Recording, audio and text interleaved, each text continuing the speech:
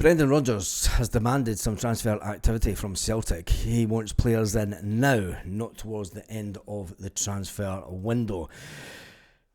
He was asked about a few things last night, Brendan Rodgers, after the game, and he gave an interesting interview on Celtic TV. I'm going to dive into the comments on that, but it's been suggested that Celtic are finally going to up the ante when it comes to Michael Ange Balwisha. And that's only one player that we need in. I think that we need a minimum of 5 players in just to get the squad into a place where it's going to be able to attack all 4 fronts if we get into the Champions League. As it stands just now, if that game was the first leg of the Champions League qualifier, Celtic would be heading out of the Champions League, because I can't see us overturning a 5-1 away from home deficit. But anyway, Brendan Rodgers said that Yamada was obviously denied a debut as he was caught up in red tape. Yes, he was announced an hour and a quarter before the game on Celtic's Twitter as being on the bench. Around about 10 minutes later, there was a new team sheet put out without Yamada. Yep, his international clearance hasn't went through. He was taken with Celtic, obviously, over to Como, and Brendan Rodgers and the backroom staff thought that the board and the people in the offices and whoever does it, is there a power struggle going on at Celtic? Is there a power struggle between Michael Nicholson, Chris Mackay and Brendan Rodgers? When we look back and we talk about what happened last year in America and the way that the pre-season ended then, with Brendan Rodgers getting asked a lot of questions about transfer policy, Brendan Rodgers turned around in America and said, I've spoke to Nicholson. It's the first time I've spoke to him in 2 weeks since we've been here. We had an interesting conversation today. Go and ask him. He put the blame straight onto the board. And I think would you Celtic fans trust Brendan Rodgers more if he turned around and said, I gave the board, I gave them a list of players that I want before pre-season started. It's then up to the board to bring the players in. I think if Brendan Rodgers had any balls at all, he would come out and say that.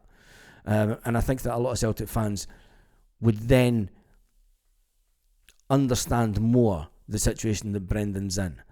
We all know that we do our shopping late on in the window. We've done an early bit of shopping, but that's just to sort of make sure that the manager's feeling okay and that he's got some players in and he's not complaining too much. But it definitely seems to be the case that going in lowballing with offers. I mean, it's been commented on, that it's been reported on that we've allegedly made 2 or 3 bids for players, but we went in lowballing. It's obviously players that Brendan wants, but it's normal. It's like we just drag the shit out of it. Anyway, Yamada, he didn't make the game last night. He had to sit on the bench due to the fact that his international clearance didn't come through. It was a UEFA game.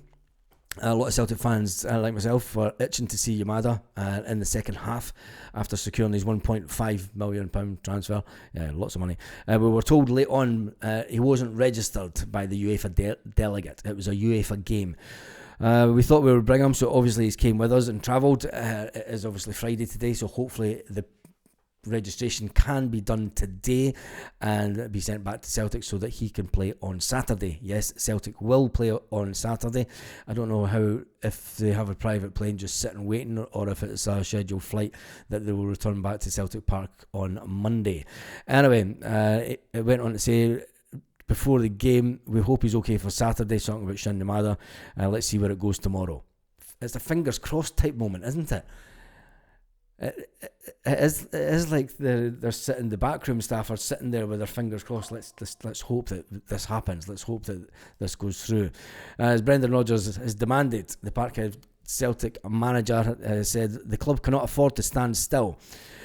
I've been pushing for reinforcements ahead of the new season. It depends on what your ambition is. If your ambition is to really progress and push forward, we need to improve the squad, said Brendan Rodgers.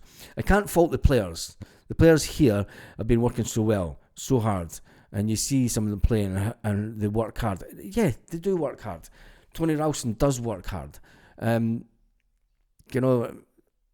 Paolo Bernardo does work hard. There's other, but we know their limitations. Adam Ida didn't work so hard. And we'll talk about that in a minute. However, if you want to progress, said Brendan, you need to bring in a quality, and that's something we hopefully can do. It's like Brendan Rodgers is sitting going, please, sir, can I have some more? Can we have some decent players? It's not really the way to run well, you can't complain about the board when they're banking money and they've got £100 million in the bank. But then as fans, when we've had numerous amounts of merchandise released this summer already, 3 new strips, a bucket load of merchandise, you would need a wheelbarrow to be able to take, if you bought every single bit of merchandise, you would need a suitcase to pack it in to come out of Celtic Park.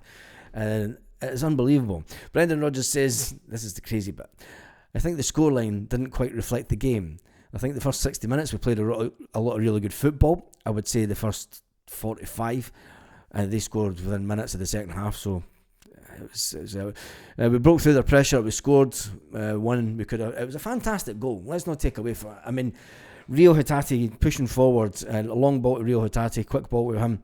Rio Hatate batters forward, and then he does the diagonal cross across the front of the goal, and there is your winger, which was always done as Yang puts it into the back of the net. Now, that's the way that we've played football over the last couple of seasons. There, it's all fine, yes. It's the goals we conceded. It is the goals we conceded that we're really, really working at. Anyway, Brendan Rodgers didn't think it was a 5-1 game. The final 2 goals were probably a consequence of that they kept the ball better. There was really good moments in the game, says Brendan. But certainly in the last 30 minutes we wanted to do better. I think the nature of pre-season is designed to grow, and by the end of it you've got really good tests. See, when you look at the interviews, go and look at the interviews from Brendan Rodgers against Man City last year in America. Full of confidence, brimming, pride, motivated, enthusiastic, loving the way the team's playing, ready for the season. Have they broken Brendan Rodgers' heart? Have the men upstairs broken Brendan Rodgers' heart? There's a question for me. Tell me in the comments. He did go on to say that it was a really good test, and it was good to get that test in. We then play a club that just throws money at players on Saturday. So it'll be interesting to see how that one goes. Do you think that Celtic will back Brendan Rodgers to the way that they should and could? And will Brendan Rodgers sign a new contract? And do you want him to sign a new contract? Let's jump into the comment section of Celtic's video last night. Time to dump Scales and Ralston, get a new central defender, says Circle of Pain 666. Yamada should be the number 1 striker, says Chris Fraser. That's what happens when you play a good team and you're not at the races. Hate it when the manager talks about 45 to 50 minutes, game lasts 60 minutes plus. If they don't back Brendan in the next 2 weeks before the qualifier, he should head somewhere else where he'll be appreciated. The board doesn't deserve a top manager. Interesting comment. Cameron Carter-Vickers slows the games down too much. Ralston incredibly one-dimensional. What was that all about last night with Tony Ralston coming into the midfield thinking he's Greg Taylor? He's never played like that in his life. He doesn't play like that for Scotland. It's unbelievable. Anyway, Rio is either passing master or hopeless, and today was one of the hopeless sides. He had a great pass for the goal, though. You're forgetting that. Engels is just not as good. Would love him to be. He's like a lost boy. Calmack is pretty mince. This guy's going for it on the Celtic page, isn't he? Very slow. Hopefully he just needs a rest. Well, he's had a bit of a rest over the summer, so we'll see how that goes. Just locate a defensive midfield player, a bloody good main striker for starters, please. Only positives I saw was the bravery of Dane Murray. He's a fantastic player in the making. He's a really fantastic, but he needs a better player around him in defence. I think there's a player there. Please don't ruin him, Celtic.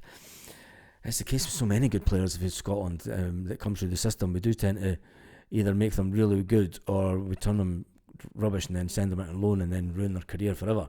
60 minutes, we literally conceded the goal at the beginning of the second half, just before the hour mark. We were good in the first half, but we were very poor in the second half. Lads, it was a warm-up game, same as Newcastle. The game against the league next week is what it matters. As long as the money keeps rolling, the board do the very minimum. you can't argue with that comment. Was good of him to come back to bring more success, but honestly, I never hold it against him if he goes after this season,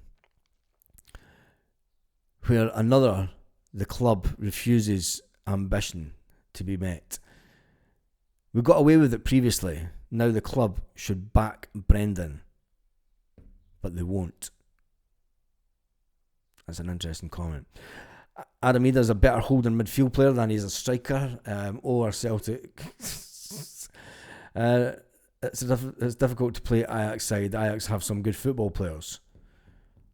Sack the board. There's the first sack the board of the pre-season. Peter commented during the game, Celtic struggle to pass the ball out of defence against better opposition. I think that we all seen, I've said it since before the Scottish Cup final last season.